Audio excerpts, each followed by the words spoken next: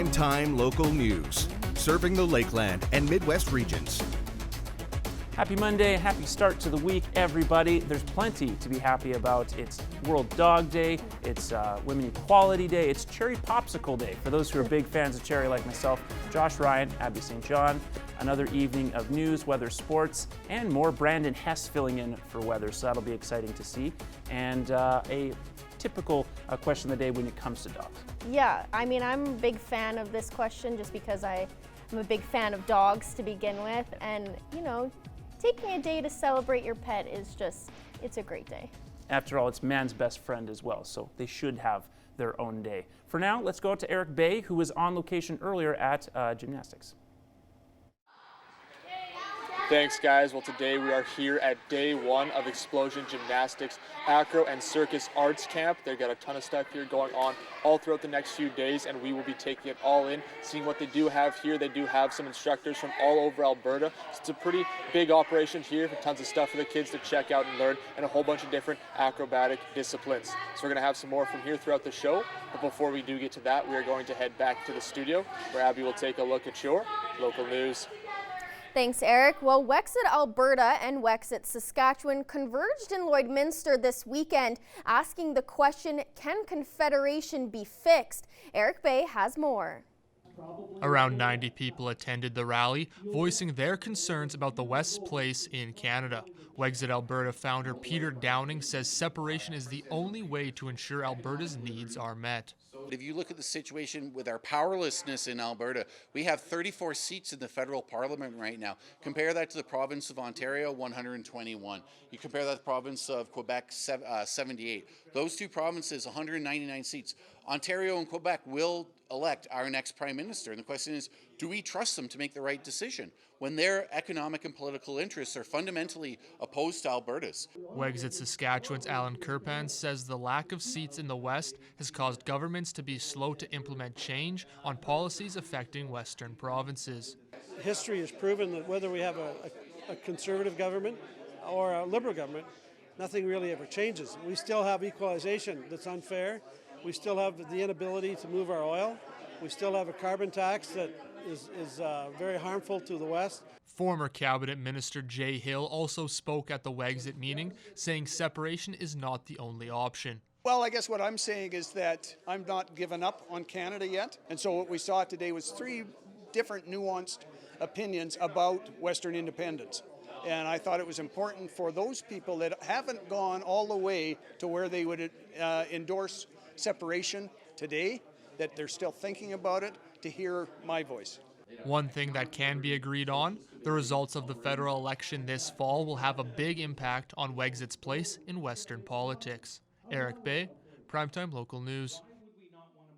A colorful event over the weekend. More than 3,200 local residents came out to take in the cultural celebrations at Bud Miller Park for Lloydfest 2019.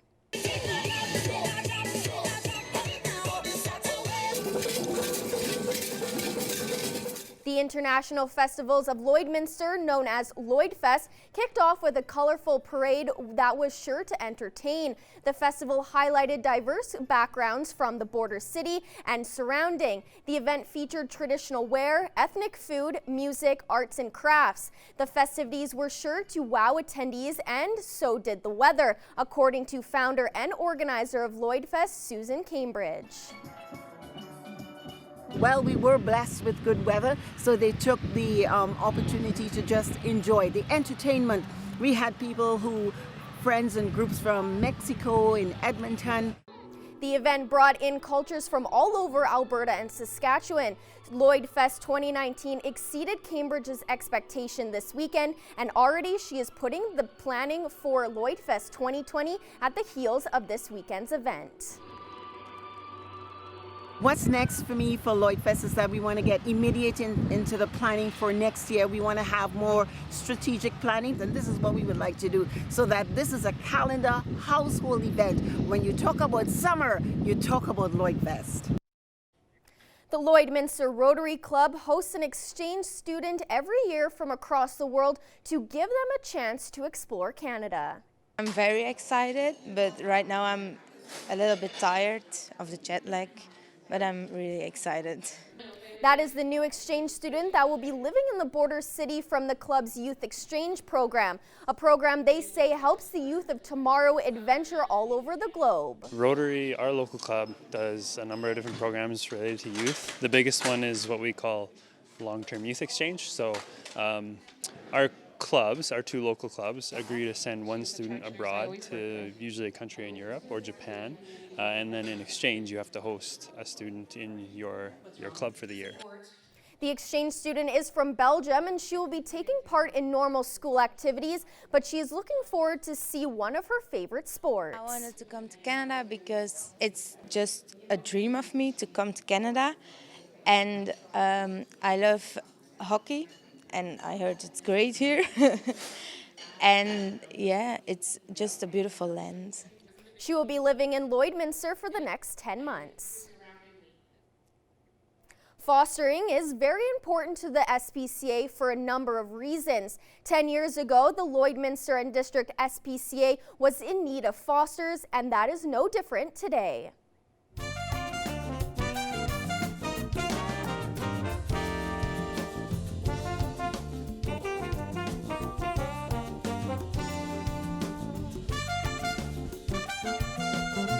The SPCA is in need of foster families with loving homes in and around the Lloydminster region to help the puppies and kittens currently housed there. We usually use foster families for behavioral needs, medical conditions, maternity, or else overpopulation.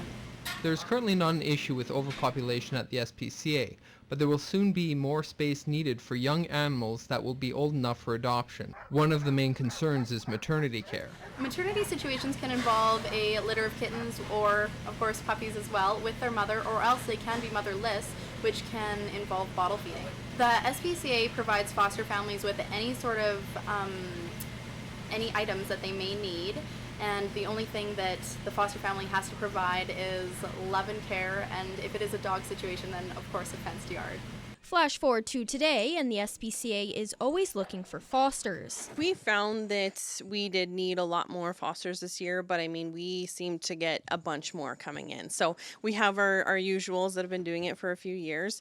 But yeah, we've definitely added a few new people this year. So it was a lot of help. But I mean, here and there, it is a bit more of a need. Sometimes the kittens had to stay a little bit longer, but eventually we found someone that could watch them. For the most part, the reason the SPCA uses fosters is because the animal is too young. They're just too young to go out for adoption, or if they're healing from an injury, things like that. So when they are heavy enough to go for their spay neuters, majority of the time they'll stay here at the shelter. So then, otherwise, fosters sometimes might keep one or two kind of thing. But yeah, for the most part, they are just stay in the foster homes until they're ready to come back to the shelter. Fosters are very important to the SPCA because they free up space and it gives the kittens a chance to be out of the shelter and put into a home. Anybody that's been here, it's a little bit more rundown, things like that.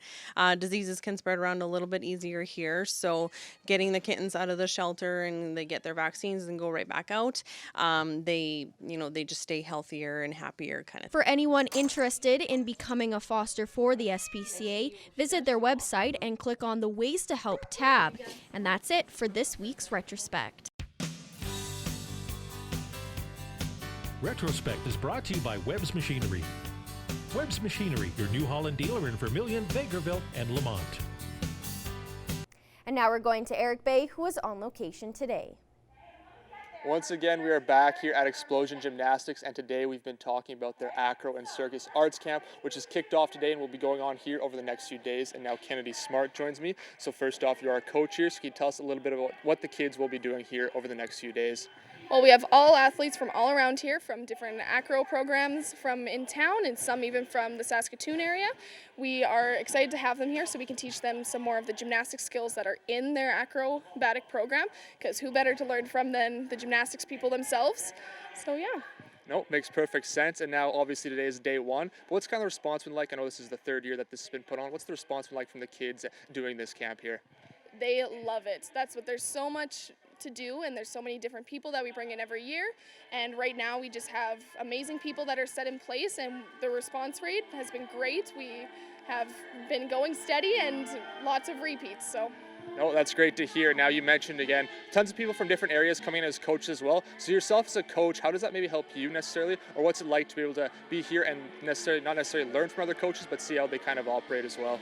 Well, it's great. There's always new drills and new techniques that are used, and just having we have Jason and Michelle that are here from Edmonton Acro, and they are acrobatic gymnastics. So that's another gymnastics place under the gymnastics umbrella, and just to see what is available, and it's awesome to see what else is out there. All right, thank you for doing this so much and enjoy the rest of the day. Thank you. We're going to have some more back from here once again as we continue to talk about their Acro and Circus Arts Camp, but before that we're going to head back into the studio. Thank you, Eric. Well, it felt like fall out there today in the city.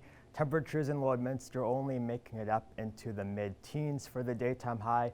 There are, in fact, frost advisories in through central Alberta for overnight tonight. Temperatures could be close to the freezing point in through some regions. It will be more clear as you move west of Lloydminster for the overnight and through tomorrow. Lloydminster, we will still see some cloud cover through the region overnight tonight, so that will prevent the temperature from dropping down too low. Should just be 6 degrees for the morning low here in the city. And taking a look at the current temperatures, so we are 14 degrees at the airport right now. Still mostly cloudy skies. Most of the shower activity stayed off to our north and east today.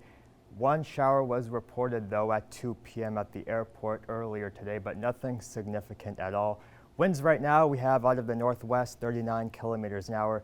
Dew points at 8 degrees and records from today 33 and -1 from 1996 and 1982. So current temperatures across the region, so we have 14 in Meadow Lake and St. Walburg, 16 in Maidstone, 18 Provost and Macklin, or 16 in Provost, 18 in Macklin. And looking across the west, 15 Wainwright, 16 Vermilion, 15 Marwayne, 13 St. Paul, and 13 in Bonnyville. So sky conditions, still some shower activity in through some regions and mostly cloudy skies for the rest. Overnight tonight, some breaks in the cloud cover will be seen and maybe some showers still as you move up towards the northeast. 6 degrees tomorrow morning in the city, 19 by the afternoon, mostly cloudy skies. 10 degrees for tomorrow, Wednesday morning actually, and 16 for the afternoon. 40% chance of showers, winds out of the northwest, so gusty that day, and 18 on Thursday.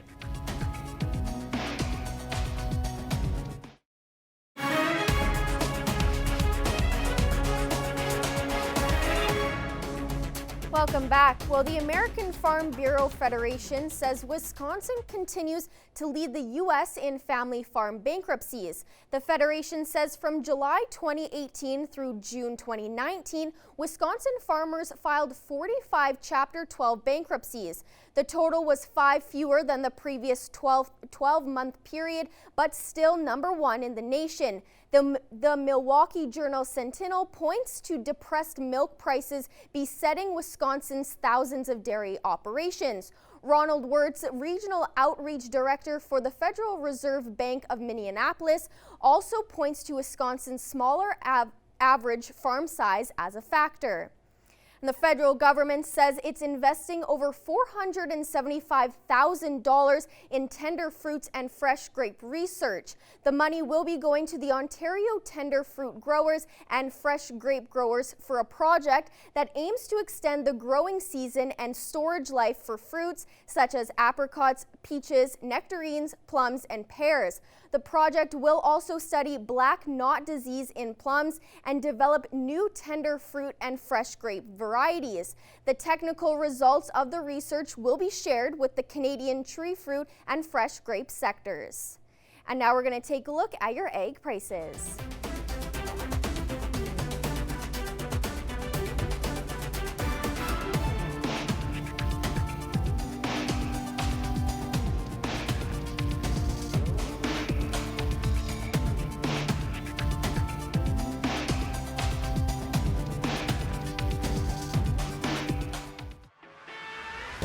We're a part of less than 5% of Canadian auto body shops and Lloydminster's only locations with certified collision care recognition at City Center Auto Body. Although we did have some 20-degree weather this past weekend, it's the beginning of a new hockey season. The Bobcats took to the ice on Saturday and Sunday for the launch of their main camp. Our Evan Kenny reports.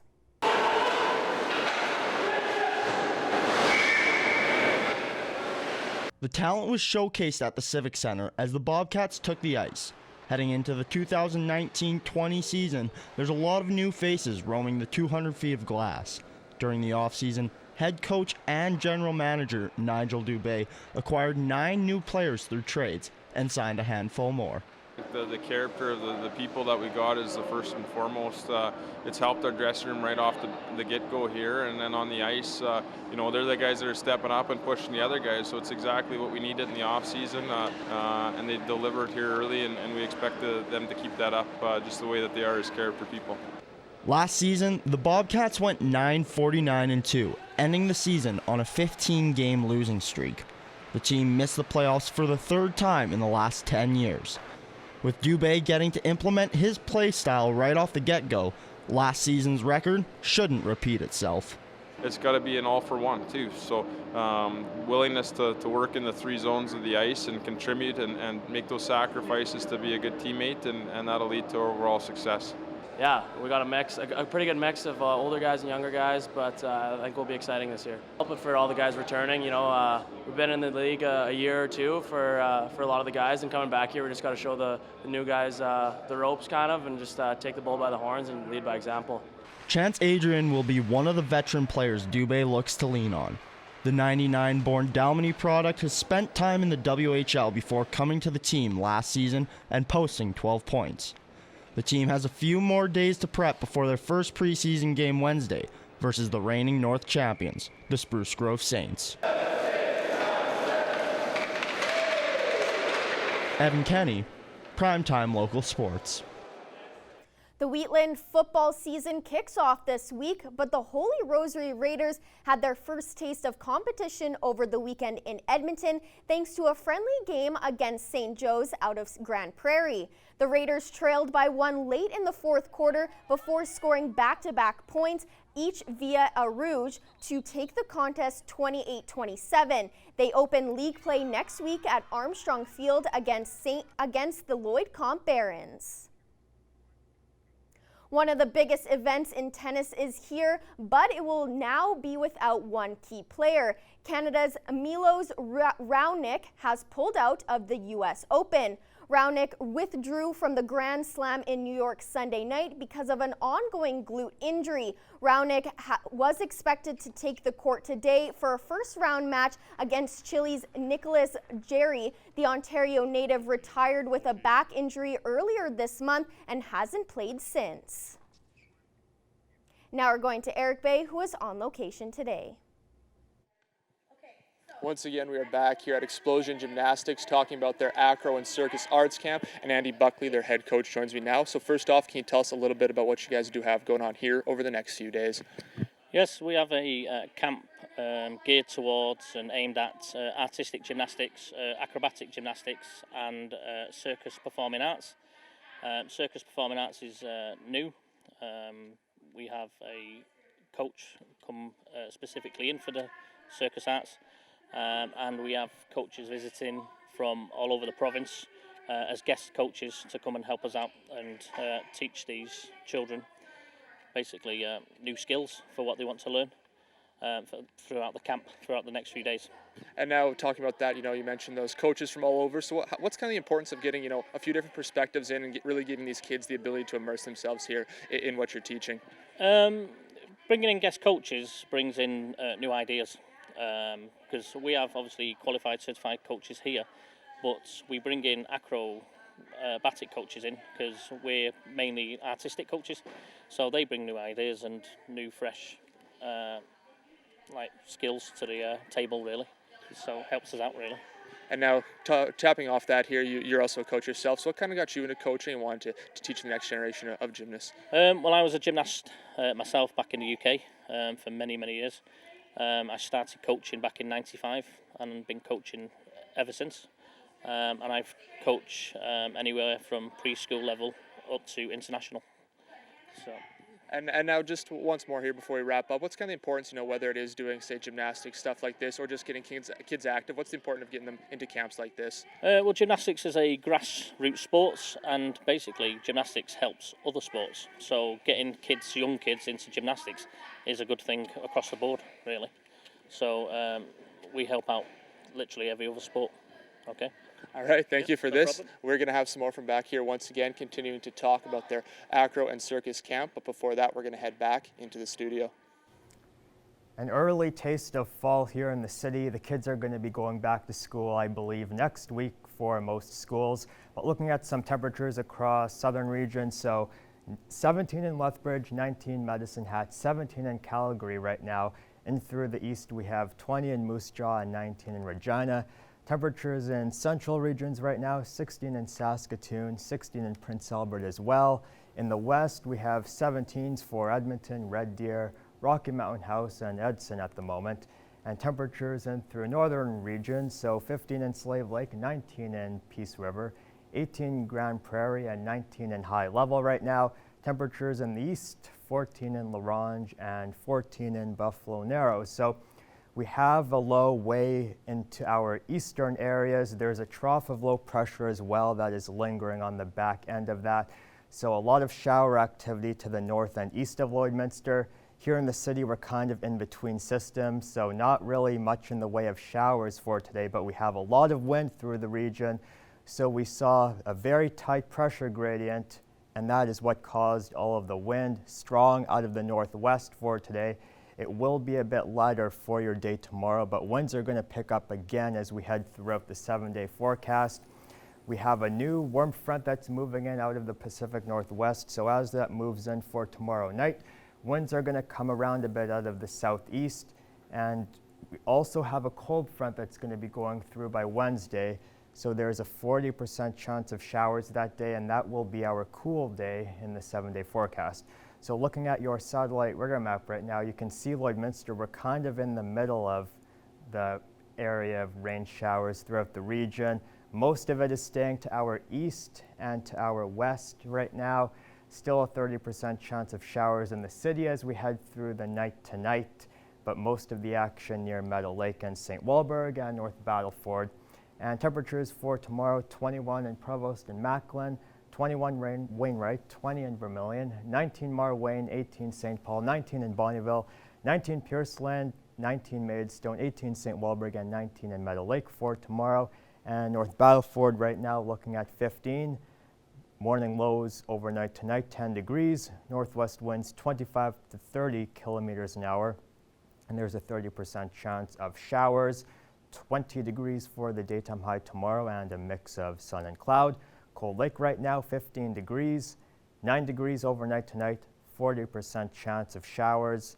There will be some breaks in the clouds overnight and through tomorrow, and possibly some fog through the early part of the day, but we do need the winds to lighten up in order for that to happen. And 19 degrees for tomorrow. Lloydminster 14 right now, 6 degrees overnight, and 19 degrees for the daytime high tomorrow. And just a mix of sun and cloud, winds out of the northwest. And the 7-day forecast now, so there will be a 40% chance of a shower on Wednesday. We see a cold front go through that day, 40% chance of that, and gusty as well, daytime highs reaching 16. 18 degrees on Thursday and mix of sun and cloud. 5 degrees though for your Thursday morning, so it could be close to frost in some regions, near 0 degrees.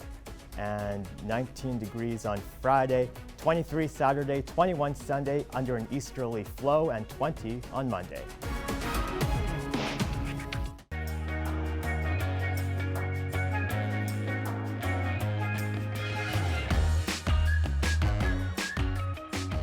World Dog Day. Obviously, dog lovers very excited for this particular event. Our question of the day, which of course was, what is your favorite dog memory? And a variety of things pop out, most of them fun, goofy memories, but there's also a lot of touching memories about the time that dog came up to you when you were sick, the time the dog saved the little one from falling over, things like that. Just sort of the protective side of dogs really comes out. Yeah, like I've heard a lot of stories. I've seen so many videos of dogs just so caring for their humans, and especially I love the videos of dogs like loving babies and stuff. My family lucked out with the weirdest dog on the planet. She does not like being outdoors. She does not like children. And she really will only go around you if you have food. So I don't really know what happened with her, but I see so many other dogs just being just so cute and loving towards their humans. So she doesn't have like a compassionate moment you can think of? She does, like she'll lie with you if you if she wants to, Oh, she okay. will do it. But you know, she's just so cute. I just can't be mad. You do make her sound like more of a cat than a dog. Oh yes, yes. We'll see if some of those animals represent those values as well in our Pet of the Day contest. And we're not going to start with either a cat or a dog. I love it. I think that is so cute, and the name Pretty Baby, just adorable. Might as well do it double. There's our first dog, and Sadie is keeping clean. Yes, probably. Maybe the rare dog that likes taking a bath or a shower, still cute. Next up here, Edgar, who probably wouldn't have to take that many showers with no fur. Just adorable, just so cute. And Sherman, who wears enough to keep himself clean. Just an adorable little sweater he's got on. And lastly, there is what you usually see from a dog. Yes, very, very cute and precious picture. And once again, submit the name and the picture to get that free gift card. We want to see your pets. Send photos of your pet and their name to our Facebook, Twitter, or Instagram to have them featured on Pet of the Day. Your name will be entered into a weekly draw for a gift certificate from the Pet Pad. In studio with us is head coach Aaron Harper of the Lloydminster Barons, the defending provincial champions. Great to have you here, sir. And I know summer seemed to go by very quickly because it's only a couple of days till your home opener. Yeah, that's right. Yeah, summer always flies by, but you're always sort of, you always have it in the back of your mind that football season's right around the corner. So it's always nice to get back to school and back to work and back to football. But yeah, so this Thursday we're headed up to Westlock. Play our first league game, and then we'll have our first home game on Saturday in an exhibition game against Salisbury High School at Sherwood Park. Yeah, and obviously that Salisbury game should be a good tune-up for the Battle of Lloydminster the following week against Holy Rosary. Is this the earliest you two have faced off in a few seasons? Yeah, it's been a while since we played week one. Yeah, it's going to be nice. It'll be interesting. Like, we're not going to have a lot of film on them. They won't have a lot of film on us. It'll just kind of, it'll be fun. It'll be nice to play them early in the year, and I suspect we'll probably play them at some point later in the year, whether it's the playoffs or just another game down the road. Are you guys hoping, I guess, to rely on continuity? You obviously do have a number of guys back on defense and a couple of really key guys on offense. Obviously, Matthew Morin and Anton Amendrud, who had the summer experience with Team Alberta. Expecting those guys to sort of make sure things are calm when the youngsters kind of get settled? Yeah, it's so nice having guys like I mean, we have a couple of grade 12s on defense that are good players and good leaders, and then on offense, it's really nice knowing that Anton's going to be there to lead the huddle and make sure even when things go awry, we still have him to lean on. And then Matthew's a dynamic player that, you know, if we get in a tough spot, we can probably find him with the ball, and he'll sort of make something out of nothing. He's a pretty special player with the ball in his hands and a little bit of space around him. So. Yeah, good security blankets for sure. Yeah, you lost a couple of key guys obviously last year, like a guy like Ethan Mather, for example. Who do you expect to be key cogs coming forward on the defensive side of the ball? Yeah, so we've Josh Dunham looks great in camp so far. Dawson Collins been very good. Yeah, I think obviously high school sports, you're going to lose some guys every year and you're going to gain some guys. Davin Falcon, a grade 10 kid's been very solid for us all camp. So it's just, I don't think we're going to find someone who's as good as E. Mather or Garrett Hatchard, just walk through the door and be as good as them. But I think as a team, if we all sort of get better and improve throughout the year, yeah, I think we'll be okay. I think we'll hang in there. Absolutely. And so as you said, you named a couple of guys that are going to be in grade 10, but you think will be early contributors. Yeah, that's right. We're going to have to. We're not, it's a little different from last year's team where the grade 10 guys kind of just helped out on special teams. We need some guys in grade 10 this year to help us on defense and on offense and be big-time players for us this year, like right away. Obviously, that's also the case with Holy Rosary. They lose a couple of really key grade 12s, particularly on offense. Yeah. So they're essentially in the same boat of they need guys to step up. So you have kind of a balance between the two. Obviously, you're always going to have a close game. That's right. But you have, you have a lot of unknowns on both sides, which is fun, I'm sure. Totally. Yeah, that's right. And that's just the nature of the sport with having so many players on the team and high school sports especially. Like every year you lose a third of your team, and every year you get a new third of your team in, and you hope that the pieces that you bring in are as good as the pieces you lose, and if not, you hope they're in the right spots at least. And so that's just high school football. You deal with it as part of coaching. All right. over-under on how many times you're going to have to remind people where they're supposed to stand on Thursday? I think it'll be, if the over-under was... Let's say it's 10. 10? I'll take the under. I think Take we'll the have them under. ready. Yeah, I think we'll have them ready. That is a coach that is confident in his young guns. Well, and we'll have more with that coach later on Primetime. Once again, we are back here at Explosion Gymnastics, continuing to check out their Acro and Circus Arts Camp. And now Jason Johnson joins me now. And now you're from Edmonton. So first off, can you tell us a little bit about why you wanted to come out here and kind of share your knowledge here in the acrobatics side? Well, we fell in love with the sport of acrobatic gymnastics about 10 years ago with a camp that we were introduced to similar to this as coaches. We previously coached artistic gymnastics. We found the dynamics and the way the athletes work with each other in acrobatics was something very unique in the field of gymnastics. Fell in love with that. So we'd like to share that now. That passion that we have for acrobatics, we'd like to share that as much as possible. And in our gymnastics community, it's a pretty small community, so getting to know others in the area, we're able to share that passion with places like Explosion here, and it's just a wonderful opportunity. And now what exactly will the kids be doing here today and learning from you guys here over the next couple days? So the sport of acrobatics is a little bit different than what most people think of as gymnastics. In traditional gymnastics, artistic gymnastics, they're using things like the bars, the beams, the vaults, things like that. In acrobatics, the humans are the apparatus. So we're doing skills on top of each other.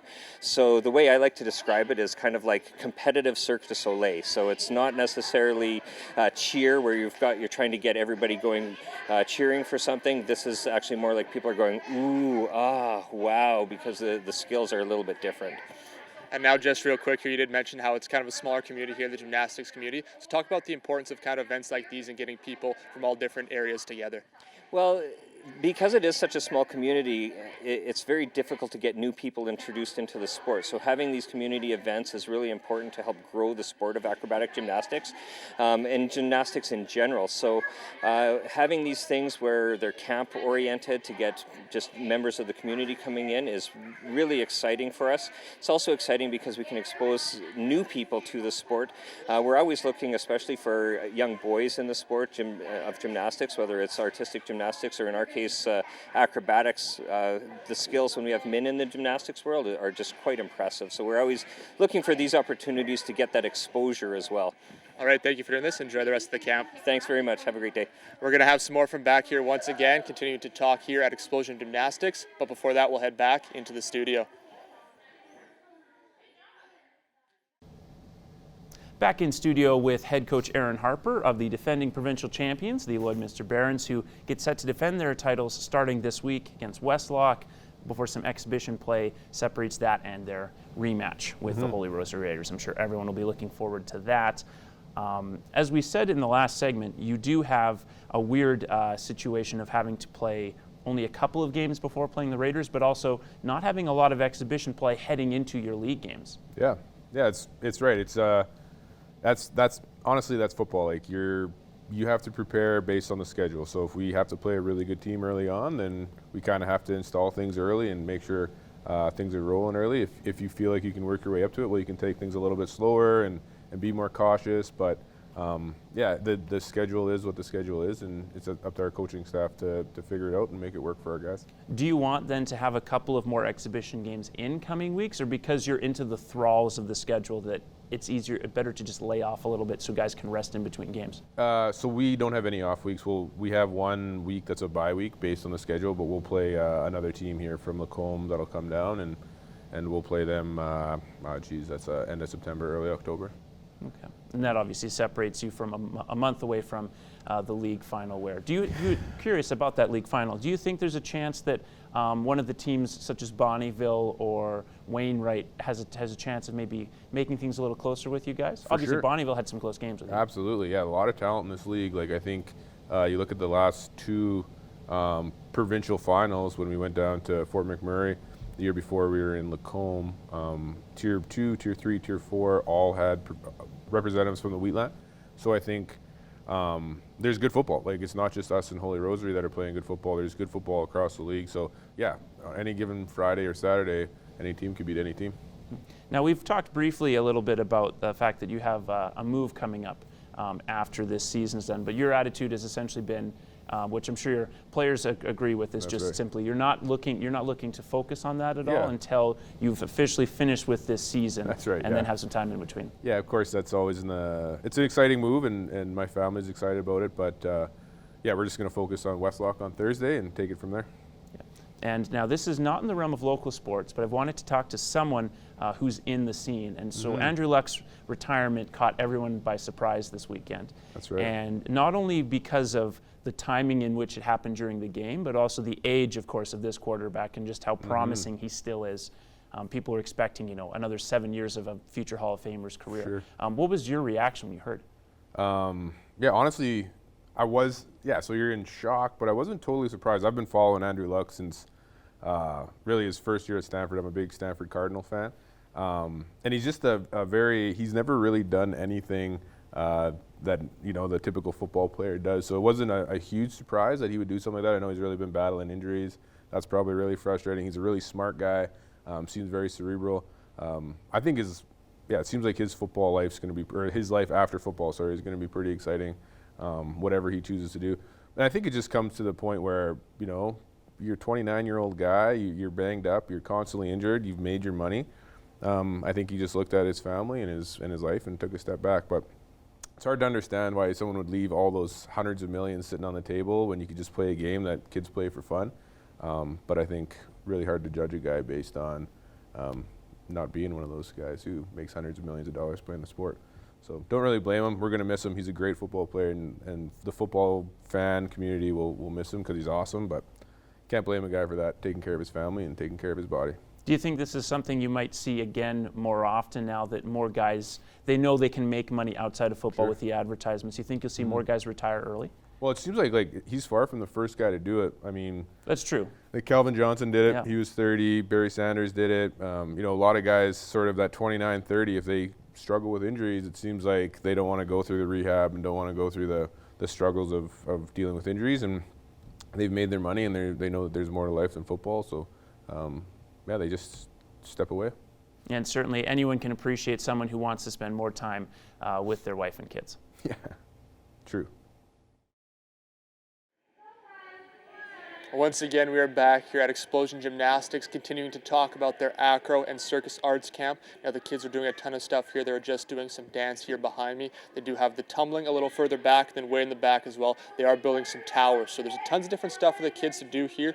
And now we did talk a little bit with Andy about how all this does help them in other sports, not necessarily just in gymnastics. So different disciplines from this, they do have the hand-eye coordination as well as the body control will help you definitely in a few different sports as well. And we also did talk to Kendi, as they do have all these other coaches here that are not just from Lloydminster. So it's not just good for the kids as well. It also does help those coaches, they learn, they maybe see different ways of doing things as well and pick up other tips as well to help them. So that's all we're going to have from here tonight. Now we'll go back to the studio where Josh and Abby are going to wrap up tonight's newscast.